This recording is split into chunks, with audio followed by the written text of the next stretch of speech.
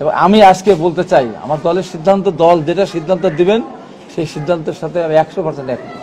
সেটা আমি যদি পছন্দ নাও করি, আমার মতের সাথে নাও মেলে, তো আমি আজকে বলবো, আর কোথাও না হলেও আজকের মতো বলতেছি, ভবিষ্যতে পরে আটঘরিয়ার কোনো মসজিদে জামাতের কোনো ইমাম কোনো মুয়াজ্জিন আযান দিতে পারবে না, জামাতের কোনো ইমাম ইমামতি করতে পারবে না। এটা পরিষ্কার ঘোষণা। যেখানে যাবেন আগামী জুম্মায় প্রতিবাদ করবেন। জামাত ইসলামের কোনো লোক, তারা মিথ্যা কথা বলে, এদের বিরুদ্ধে নামাজ হয় না, এদের বিরুদ্ধে নামাজ হয় না। এবং এরা কত মুনাফেক এবং কত এরা যে বাজার মসজিদের তালা মেরে চলে গেছে, মানে ওরা তো অন্যায়কারী। এবং মসজিদের ইমাম এবং মুয়াজ্জিন দুইজনই তারা তালা মেরে চলে। কালকে জুম্মার নামাজ পড়তে পারেনি মানুষ, মসজিদে পড়তে মাঠে পড়েছে। আপনি চিন্তা করতে পারেন। এর প্রতিবাদে আমি বলবো, আটঘরিয়ার মানুষকে আমি বলবো, সচেতন মানুষকে বলবো, সাধারণ মানুষকে আহ্বান জানাবো, এই জামাত শিবিরদের বিরুদ্ধে রুখে দেওয়া। এটা স্বাধীনতা বিরোধী, এরা এরা এরা রক্তকাটা গ্রুপ, এরা বাংলাদেশ স্বাধীনতা বিশ্বাস করে না, এরা 52 সালের ভাষা আন্দোলনকে বিশ্বাস করে না, ওরা শহীদ মিনারে যায় না, ওরা জাতির স্মৃতিসৌধে যায় না, এবং ওরা বাংলাদেশের স্বাধীনতা স্বীকার করে না। এটা এমন কোনো ব্যাপার না যেখানে 30 লক্ষ মানুষ শহীদ হয়েছে, মা বোন ইজ্জত দিয়েছে, হ্যাঁ, যেখানে ঘর বাড়ি জ্বালিয়েছে, সেই পাকিস্তানিদের সাথে তারা দোষর ছিল। নগদ পেমেন্টে 500 টাকা পর্যন্ত ক্যাশব্যাক, আর লেনদেনে প্রতিদিন ডিপ ফ্রিজ এবং ঘন্টায় ঘন্টায় এসি টিভি সহ দারুণ সব গিফট। প্রতিষ্ঠিত তারা অস্বীকার করতে পারবে না। তারা রাজাকার সৃষ্টি করেছিল, রাজাকার সৃষ্টি করে স্বাধীনতার বিরুদ্ধে তারা অবস্থান গ্রহণ করেছিল। আজ পর্যন্ত তারা স্বাধীনতাকে স্বীকার করে না, তার মুক্তিযুদ্ধকে মুক্তিযুদ্ধ বলে না।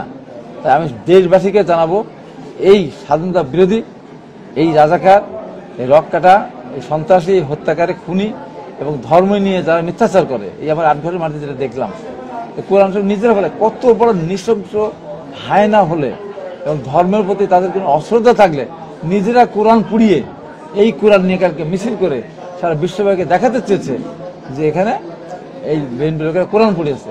মনে করেছে আওয়ামী ফ্যাসিস্ট বিদায় হয়েছে, রাষ্ট্রে ক্ষমতা এসেছে। এত সহজ না। এই দেশের মানুষ কিন্তু স্বাধীনতা বিরোধী শক্তিকে কোনো রাষ্ট্রে ক্ষমতা যেতে দিবে না। এবং এরা মৌলবাদী, এরা শুধু নিজেরটা ছাড়া বাইরের কোনটা বোঝে না। এরা নিজের দেখে প্রতিষ্ঠিত করার জন্য মিথ্যা কথা বলতে এদের এতটুকু বাধে না। আমাদের লোকেরা কোরআন পড়াতে পারে না, কোরআন পড়ায়নি। আমি এইটুকু বলবো, বিএনপির কোনো নেতা কর্মী যদি তার প্রচন্ড রাগ হয়ে যায়, তার বাবার সাথে যদি ঝগড়া লাগে, এই বাবাকে ছুরি দিয়ে কোপাতে পারে রাগের বশবর্তী হয়ে। তার ভাই বোন যদি তার সাথে অবিচার করে, অন্যায় করে, তাদেরও কেটে টুকরা টুকরা করতে পারে। কিন্তু বিএনপির কোন নেতা কর্মী কোরআন পড়াতে পারে না, এটা আমি দায়িত্ব নিয়ে বলছি।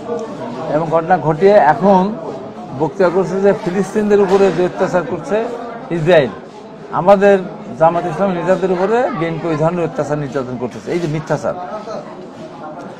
তারা যদি একটা ফুটেজ দেখাতে পারে যে আমাদের কোন লোকের হাতে লাঠি আছে, আমাদের কোন লোকের হাতে ছুরি আছে, যে আমাদের কোন লোক কাউকে আঘাত করতেছে, তাদের সব দায়িত্ব আমরা মেনে নেব।